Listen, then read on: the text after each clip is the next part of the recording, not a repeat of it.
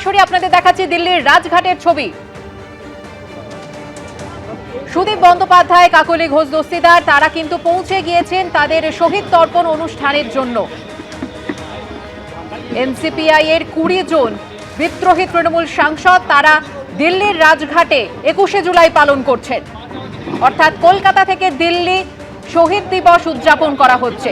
সরাসরি দেখতে পাচ্ছেন দিল্লির ছবি। এবার কালীঘাট তৃণমূলের সভাস্থলে নিরাপত্তা অবিলম্বে সুনিশ্চিত করতে পুলিশকে নির্দেশ দিল আদালত। এখনই উপযুক্ত পদক্ষেপ করতে পুলিশকে নির্দেশ হাইকোর্টের। অশান্তি হতে পারে এই আশঙ্কা আদালত প্রকাশ করেছিল মন্তব্য বিচারপতি সৌগত ভট্টাচার্যের। বিস্তারিত জানবো, কথা বলবো আমাদের প্রতিনিধি সৌভিক মজুমদারের সঙ্গে। সৌভিক, কি খবর রয়েছে? দেখো, মাননীয় বিচারপতি সৌগত ভট্টাচার্য তিনি এই যে হামলার অভিযোগ উঠছে, অর্থাৎ কালীঘাট তৃণমূলের সভাস্থল বিড়লা প্ল্যানেটোরিয়ামের সামনে যে হামলার অভিযোগ করা হচ্ছে, সেই অভিযোগের ঘটনায় অত্যন্ত বিব্রত এবং তিনি সেই বক্তব্য প্রকাশও করেছেন। এবং তার বক্তব্য হচ্ছে যে কলকাতা হাইকোর্টের কাছ থেকে অনুমতি দিয়ে রীতিমতো শর্ত বেঁধে দিয়ে এবং রাজ্যের অ্যাডভোকেট জেনারেলের উপস্থিতিতে একটা নির্দেশ কলকাতা হাইকোর্ট দিয়েছে এবং সেই নির্দেশকে পালন করা হবে, এটাই কিন্তু মাননীয় বিচারপতিরা সেই আশা প্রকাশ করেন।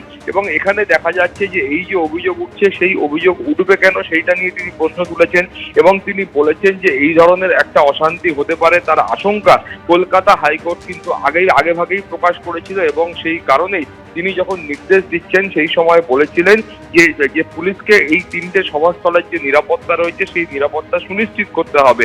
এখন পুলিশকে যখন এই নির্দেশ দেওয়া হচ্ছে, সেই নির্দেশ দেওয়ার পরেও কেন এই ধরনের ঘটনা ঘটবে সেই প্রশ্ন তিনি করেছেন।